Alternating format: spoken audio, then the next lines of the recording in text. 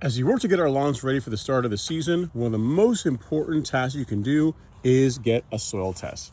So I wanted to share with you guys the results of my recent soil test. I just got this in today, as you can tell, 18th of January 2025. And overall, I'm fairly happy with where things are, but there is something that needs to be addressed. So what a soil test does is it measures all the major nutrients and micronutrients that your grass needs to do its absolute best.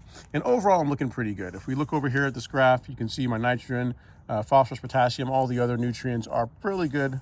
The boron micronutrient needs to be addressed, but I'll correct that in the season.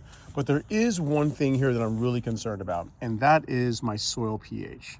You can see that is showing as low. I'm at 5.64, which is on the acidic side. So why is that important? Why is soil pH so important?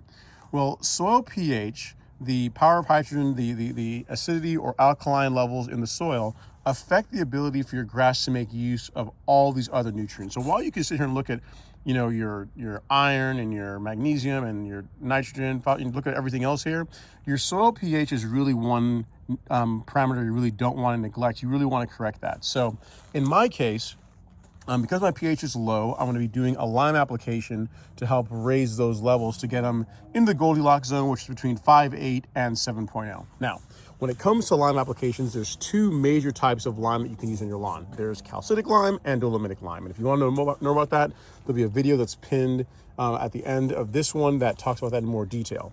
But the short answer is that if your magnesium levels are low, Mg stands for magnesium, if they are low, you'll want to go with the dolomitic lime. And if they are adequate, which mine are, you can see I'm pretty good on magnesium, you're going to go with the calcitic lime. So what I'm going to be doing on my lawn today is applying calcitic lime.